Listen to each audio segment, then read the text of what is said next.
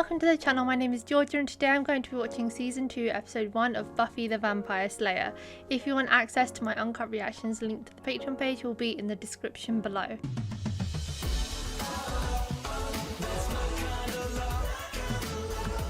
Hi, it's me. In case you didn't see our lengthy Patreon post or YouTube community post, you may not know that Emma is taking a step back from the channel, which is very sad because we have been doing this for 4 years now, which is absolutely crazy. The day we posted that, we actually got a reminder that it was our 4-year YouTube anniversary. So coincidental, cannot believe it. She has started a new full-time job, and due to the fact that I work as well, it's going to be really hard for us to find time to film. It was already hard enough for us anyway, but now it's going to be even harder. So she's made the decision to step back because she'll be working more hours than I do. She needs to have free time, and if she's spending all her free time doing this, you know, she's never going to have a rest. So I hope you all wish her well. Before any rumours start circulating, no, we have not fallen out. We are still very much the best of friends. There's no bad blood whatsoever. It's purely a financial and time issue. She's always welcome to come back. We are going to try our best to finish Stranger Things because we are so close to finishing. We're going to try and finish that together this weekend. Hopefully, fingers crossed. But unfortunately, as we've only just started Buffy, she can't stay around for these ones, so you'll have to make do with me, I am afraid. I'm very excited though. Everyone says that season 1 is the worst. Like, I think literally every person that's commented on our Buffy reactions has said season 1 is it's a season you have to struggle to get through, but then it gets really good at season 2.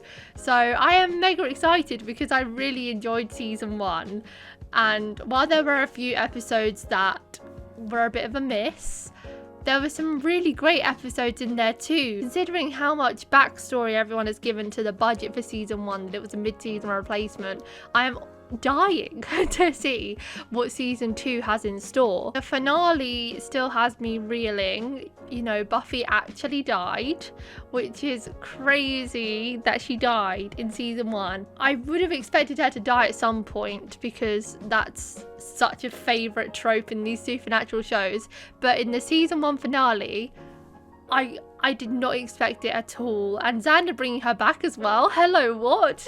But she came back, she slayed the master, and he was left a pile of bones on the floor. Now, from watching Supernatural, I know that bones doesn't necessarily mean the end of the villain. You know, he could come back as a spirit or something, but I hope not. I hope they've discarded of those bones. I think the Anointed One might come back into play, because Emma was saying that she thinks the Anointed One's job is probably over now and that season 2 will be a new thing. But I think the Anointed One will come back because I can't imagine him just reverting back to being a normal kid, because he literally died and is an undead person now. So I think the Anointed One will have a part to play. What I hope from this season, more than anything, is that we will have a major villain who has more of a job to do than the Master, let's say that, because the Master was made out to be this massive threat, and all she had to do was stake him through the heart, the same as any other vampire. So I hope that we'll have a villain of this season that is much harder to kill, or poses much more of a threat than the Master, because the Master was stuck behind a barrier for 11 episodes and it was only the final one where he came out. I'd like to see much more of a threat posed to our favourite characters than the Master was. I mean, he was a very funny villain, I'll give him that, but at the end of the day he wasn't really that dangerous. But he did kill Buffy, you know, I'm kind of eating my words. He actually kills her, which I didn't expect. But for most of the season, he was stuck behind a barrier, sent people off to do his dirty work, and died in a pretty easy way, considering he was supposedly so powerful. So yeah, that's what I'm hoping. I'm hoping for a really good major villain in this season. I don't really know what else to say about the finale. You know, it had great character moments for each of them. If you want to hear our thoughts on those, you know, just watch our review for episode 12, because we very extensively went through it there. I just really want to get into season 2. And another warning, when I film reactions on my own, I do tend to pause, which I think is a bonus because it means when I have a thought to say, I can say it rather than wait for the end. But if you're not a fan of pausing, maybe these reactions won't be for you, because I mean, I can't say just yet how much I'll pause, but sometimes I can pause a lot, so be prepared. starting off in a cemetery. The vibes are already here. And what else do you want to do? We already played rock, paper, scissors. My hand's cramped up. I just gotta say that this has been the most boring summer ever. Yeah, but on the plus side, no monsters or stuff. Oh, really? So restless. I'm actually looking forward to school starting up again. Well, that's a sad thing to hear. Did she mention when she might be getting back? About which I do not care. I haven't heard from her. I got a couple postcards when she went to LA, but then like nothing. Oh, so she spent the summer with her dad. She hasn't even seen them. Hey, there might be some interest. I'm a man. I have certain desires, certain needs. Okay. I'm kind of glad they haven't made Xander immediately get over Buffy after the rejection, because feelings don't just go away like that. It might really crush your spirit, but you can't help but still fancy the person because you liked them in the first place for a reason. He's not just immediately gonna be like, oh, well, you don't want to date me, so I guess I don't like you anymore. Like, that's such a fickle way to live. So I'm glad they haven't gone down that toxic route of like, oh, you don't like me, so I don't like you, blah. It's also interesting to know that Buffy hasn't been in Sunnydale and there haven't been any monsters posing a threat either, because I remember speculating at some point in season 1 when Xander said under the hyena influence, he was like, let's face it, we never had any problems in our lives till Buffy showed up. So we were like, oh, does that mean that the monsters are around because of Buffy or because of the Hellmouth? That does kind of play into the theory that maybe Buffy does attract the supernatural influences, because when they killed the master, I don't think the Hellmouth actually closed, did it? It's still open, so things are still going to come out, but maybe they are attracted towards Buffy because everyone wants to kill her, everyone wants her to die. She's the person born to get rid of them. That's a really interesting take, that he thinks that summer was really boring now because there wasn't any monsters, whereas it's probably the same as every summer he's had in his whole life. My nose is cold. Let me get that for you. Xander! Sorry, I can't help myself. Your nose looks so tasty. What is this flirting? Oh my god. Oh! What? Oh my god. Oh, she's back. She's back, baby. Hi guys. Miss me? Yes, I actually did. Okay, it feels like they're really setting up Xander and Willow, and I'm not gonna lie, I didn't hate that. Like, Emma said in season 1 that she wants them to get together, and I was like, oh, I don't really know. But I actually kind of felt something in that scene. I don't know. I'm just so happy for Willow that happened. Hey, Will. Man, your timing really doesn't suck, huh? Well, it's been a slow summer. I mean, that's the first vampire we've seen since you killed the master. It's like they knew I was coming back. Yeah, coincidental, huh? You missed it. Right up by that tree. They buried Giles him. buried the bones, and we poured holy water, and we got to wear robes. You wore robes? Why didn't we get to see that? I'd love to just watch that. Really glad you're back. Me too. She was just, I don't know, distant. Not brooding or sulking, just there was no connection. Again, we theorized in the finale that perhaps she might have turned into a vampire, but I was like, she didn't actually swallow any blood. So if the trope is the same here as it was in the Vampire Diaries, sorry to keep referencing it, I don't think she is a vampire. But she's bound to be a bit distant, because while she may have come back from the dead and absolutely slayed that master in her white dress, she's going to have some residual trauma from the fact that she literally died. Her parents don't know that she died as well. Just a whole secret part of her life. She passed away, came back, and now it probably dawns on her that she can actually die. And she will probably die in this Slayer role. She got lucky that Xander followed and was able to resuscitate her, but that's not necessarily going to happen every time. There will be other instances where there are things as bad as the Master that are able to kill her, and she now has to worry about that. A normal day-to-day vampire, I think she could slay them with her right hand. But when it comes to things spending all day, every day plotting her demise, she has to look out for things like that. And a lot of people get PTSD from traumatic events, near-death experiences. It would only make sense. And I'm glad that her dad did pick up on the fact that she was distant, while he probably won't find out the reason why she was distant. That's a nice thing to say for us, because now we know that her mental state isn't quite there. I saw when she was looking at the master's grave, she looked a bit uneasy. You know, Xander and Giles were like, oh, we buried the master's bones. We were wearing robes, which, by the way, I would love to have seen. Please tell me that's a deleted scene somewhere. They seemed very chill with the fact that the master's gone and they buried the bones, and Xander's even, you know, hoping for more excitement that monsters might crop up. Whereas Buffy probably really resents having to come back here and fulfill the role again, and she's probably quite scared. Final thing, she's cut her hair. And that is a certified teenage girl trauma response. Over 50% of teenage girls have probably had that moment where you just decide to chop your hair off. I remember Emma having it when she was like 17. She chopped all her hair off in the sink and sent a picture, and we were like, what? And then when I was 18, I also did the exact same thing. And I was like, I get you now. I get why you did this. Buffy looks great, and it could just be that she got a haircut in LA. But I don't know, considering what she went through, I wouldn't blame her if she was so stressed she chopped her hair off, because sometimes it do be like that. Welcome to my world. I haven't been able to get through to her for so long. I can't wait for her mum specifically to find out. There are children everywhere, like locusts, crawling around, mindlessly bent on feeding and mating, destroying everything in sight. You have such a pessimistic view of the people you're supposed to protect. I do enjoy these pep talks. Yeah. Every time a pretty girl walks by, every boy turns into a gibbering fool. Oh, hey. Mr. Giles. Hello. See the way these kids gaze at each other? Were you headed to the factory room? I love that. Something I'm learning as I'm growing older is that we don't actually change that much. And especially when it comes to romance or love, we're all just gibbering fools, as he said. Giles is the most well-spoken person I know, and even he, in the face of Miss Calendar, turns into a gibbering mess.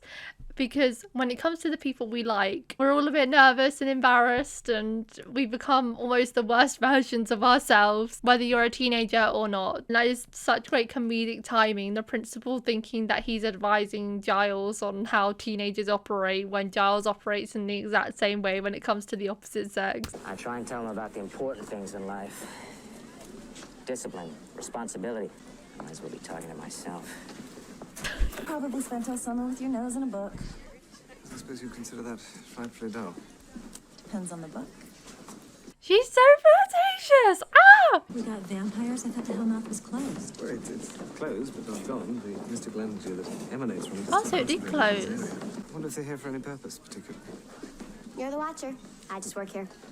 Yes, I must consult my books. Oh no, this makes me a bit sad, because it feels like she's being really off with Giles, and I don't know if she blamed him for the fact that she died, which we know was his biggest nightmare, that she died under his watch. And my heart would break for him if Buffy starts treating him really badly because she blames him or something. We know how insecure he was about that. Oh. Giles and the Pads is my favourite duo.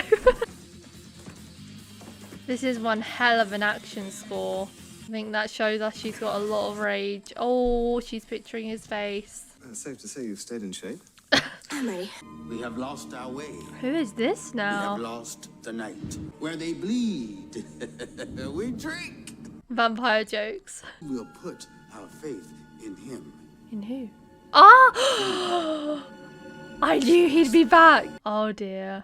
At least she knows who he is though. She knows who to look out for. Buffy, Fine. I'm fine. good. They didn't ask. Dreams are meaningful. Tell me about it. The other night I dreamt that Xander... In fact, it wasn't me. It was a friend's dream, and she doesn't remember it. By my calculations, you only have one other friend, Willow. I've killed you once. It shouldn't be too difficult Oh, to do. it wasn't your fault. What? Oh. Is this a hallucination? Or a dream?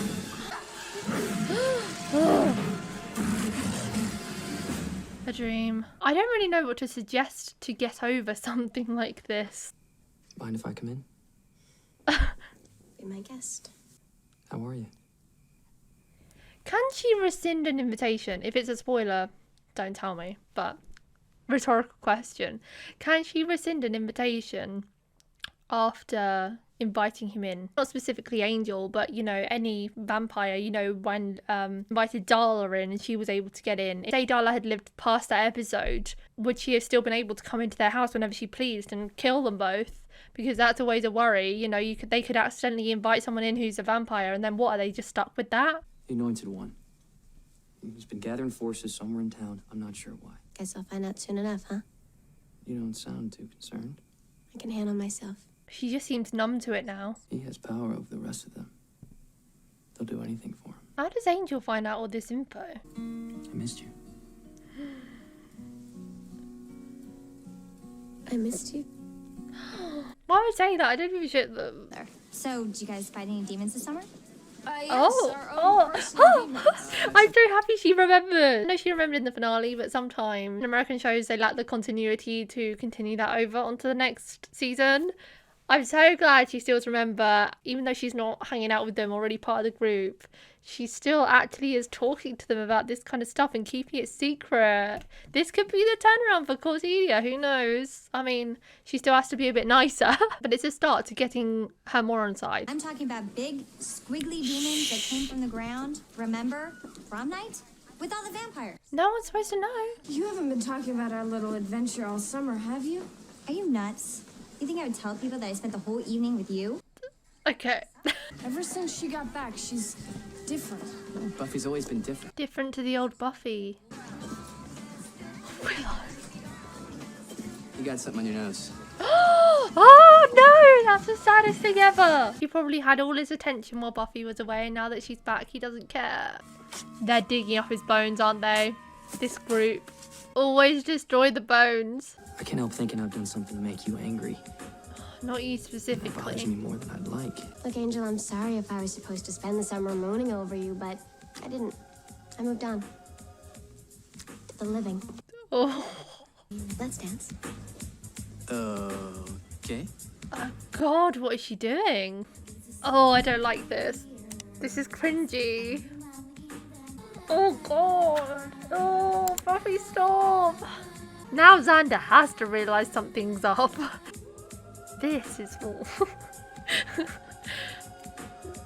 This is just cruel. This is the longest scene ever. Can I ever thank you for saving my life? No. Don't you wish I would? Just say the two words. You don't have to do it in any other way. Does that make you feel good, Buffy? You hurt 3 people in that room. You're really campaigning for Bitch of the Year, aren't you? Ooh, she's one to As talk. defending champion, you're nervous? Get over it. Excuse me? Whatever's causing the Joan Collins tude, deal with it. Because pretty soon you're not going to even have the loser friends you've got now. Wow, when Cordelia is the voice of reason, you know something is wrong. I'll just see if Angel feels like dancing. Oh no! I don't want her to die anymore. Who is that? No! Okay, take Cordelia over her. Okay, yeah. They didn't even try and cover their tracks. No! Is this real? Oh. She's convinced herself that she's invulnerable for the very reason that she feels... That's a very interesting point about Trout you just brought up now. Trout. I'll see you all in the library later. We'll continue this discussion. About Trout. This is Cordelia's. Come to the bronze before it opens, or we make her a meal. You're gonna cook her dinner? I can't look after the 3 of you guys while I'm fighting. But they can help look after you. You know, being stalked that isn't Angel? really a big turn-on for girls. You need help. Someone to watch your back. Sure you don't mean my neck? Hey, look. Everyone keeps saying that to Angel, and he's trying his best. You can't do this alone. Hey, trust me. You're not as strong as you think. The more you isolate yourself, the weaker you're gonna be. Just stay out of my way. Happy to oblige. When she's in this state, yeah. She keeps trying to pick fights with everyone. I'm glad that people aren't succumbing to those urges, because Cordelia probably wanted to whack her one as well. Cordelia couldn't make it. She's Where not is dead, she? is she? Not supposed to tell. I don't like this. Angel, you're a vampire. The person or persons who were with him When he was buried. when he... It is a trap. No. Oh dear. She pushed them away and it got them put in danger. I don't know what your problem is, what your issues are. But as of now, I officially don't care. If you'd worked with us for 5 seconds, you could have stopped this. If they hurt Willow, I'll kill you. I love that from him. You're too late. Your friends are dead. I refuse to believe that. Tell me where they are. Oh my god! Like they're lambs to the slaughter. I suppose that is their aim. They're hanging over his body. For the dark. For the dark. For the dark. For the...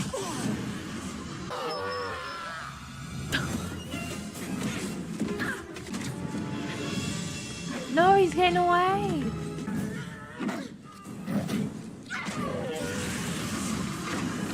Lucky you've got all these shards of wood hanging about, eh? Your day is done, girl. Oh yeah? I'll grind you into a sticky paste. Hear you beg before I smash in your face. Oh, you're talking rhyme. She literally got a double. Wow. Oh.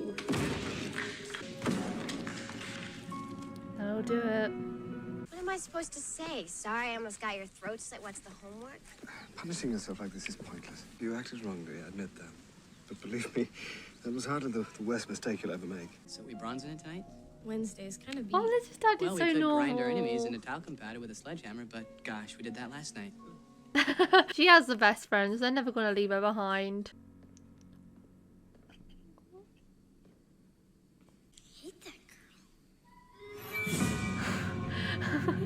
So the Anointed One is still here. He's still going to be an issue. I think that was a good premiere episode. I'm glad that it seems to be that Buffy has realised the error of her ways and she isn't going to continue acting like a bitch throughout the whole season or across multiple episodes, because it was really hard to watch. You know, we grew to love Buffy so much in season 1, and seeing her become so different in this episode and acting so horribly to the people around her was really, really difficult. Especially, special shout out to the most uncomfortable watch of the show so far, that seductive dance with Xander. Honestly, might be seared into my brain. That was so uncomfortable for no reason. Like, oh, she hurts everyone around her there, and I think that was kind of her aim. She was pushing everyone away because she thinks she'll be stronger by herself, but I'm glad they enforced that message of the fact that she is stronger with her friends, with Giles, with even Angel. She's stronger with the people around her, because while she thinks that it's her job to protect them, they can protect her as well. She needed them in order to stop the resurrection of the Master, and by thinking that she could do it alone, her actions resulted in 4 of them being kidnapped. And I'm glad that Xander was like, if Willow dies, I'll kill you, because when Buffy came back, he immediately shoved Willow to the sidelines. I don't think he did it purposely, but that's just how it was. You know, his focus was then returned towards Buffy constantly, so then Willow felt like, oh well, back to the same old gig of her being the side character.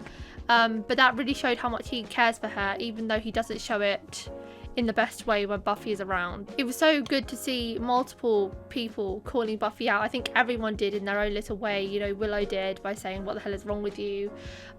Cordelia did, which was my personal fave, I think, because Cordelia is a bitch and we know that she's not my fave, but she was kind of looking out for Buffy there by saying that she shouldn't push the people around her away, because then she'll end up with no friends. She's in on the supernatural world now, she remembers, so she does have that ability to understand Buffy in a way, and seeing her act so similarly to herself was probably a major light bulb moment for her. We saw at the end there that she was saying to Miss Calendar, none of this stuff leaves you. You remember it all because it is traumatic. They just got to muddle their way through it, but at least they have people to talk to about it because they're all involved. But Buffy just didn't take that route. She didn't talk to anyone and kept it all inside of herself and let that rage build up. And the fact that Cordelia noticed her being out of character, and even she felt like she had to say something, was, I feel like, a big step up for her character, because that's more than she would have done before. Now that she's in on it, it doesn't feel like she is as mean. If I was her, I'd have a lot of respect towards them for the stuff that they're facing. I hope that she does have that itsy bitsy bit of respect for them, even though they're losers or nerds, whatever she likes to call them. They are doing very cool things behind the scenes, and she's in on that now, and she recognises it. So it's nice to see her being a little bit nicer to them. I don't believe she'll ever be the nicest person in the world, but if she could give them a break every now and then and call them out when she thinks they're wrong, that's nice to see. I liked it. There are a lot of things in this episode that gave us an insight into Buffy's mental state, and I think because we know what she went through, it made it harder to be that annoyed with her. It was infuriating watching her push her friends away and diminishing the way that they feel. Like, you know, her seductively dancing with Xander like that was a dig at Angel. It hurt Willow's feelings because she knows she loves Xander. It hurt Xander's feelings because Xander loves her. You know, she hurt everyone in the room and she didn't seem to care. She was just all out of herself, being so selfish this episode. But because we know why she has acted this way, it was hard to really be annoyed at her. It's not like we're gonna just hate her character instantly for acting this way, because we get why, and that's exactly the same as Xander and Willow. She was worried that she wouldn't be able to face them because she nearly got them killed, but they understand it was horrible to live through, but we get why she did it. She was traumatized. She had a lot of pent up anger and frustration and mixed emotions because there was always that threat of the master coming back, and it doesn't look like the master will be back now because she has absolutely obliterated his bones with the sledgehammer. And I quite like that she used that weapon specifically because that was the one that vampire was using to kind of protect the bones, and I think he was going to use it to kill the four hanging over the master, but then she ended up using it to kill the master. I really liked that. And the Anointed One came in at the end there and said, I hate that girl. So I assume that the master can't be revived now because his bones are in completely scattered pieces, which is a win. And hopefully she won't be as worried about him, but you know, it doesn't change the fact that there will be other threats coming her way for sure. But I hope that she will learn to rely on her friends because they're all in on this now. Even if she pushed them away, it's not like they're gonna just forget about the supernatural. They're always going to be there to look out for her, so she has to rely on them just as they rely on her. And I feel like that scene of her smashing up the master's bones was really impactful because, you know, it does drive home the point that she is a 16-year-old girl living this life, and now she is going to have to live with the prospect that she could die any day. She will probably experience violence every single day of her life. You know, she trains, she has to be top notch with her somersaults and her fighting and her methods of killing because it's going to come her way at any point, and that's such a daunting thing. I'll say it once, I'll say it twice. Buffy is incredible with the way that she has dealt with it. It's amazing that she's not a moodier person than she was even in this episode. I think I would be such a grumpy person if that was the fate that had been dealt to me, and it's so difficult that she has to deal with it. So, you know, she had this one episode where she was a complete bitch. She deserves to be a complete bitch. She has been dealt a rough hand here. She's allowed to be upset about it. That's it for today, guys. Thank you for watching my reaction to season 2 episode 1 of Buffy the Vampire Slayer. If you want to watch my uncut reactions, the link to the Patreon page will be in the description below. Leave a like if you enjoyed, and I'll see you next time for episode 2. Bye. I like 'em sweet but naughty, pimples on the cheeks. I bet you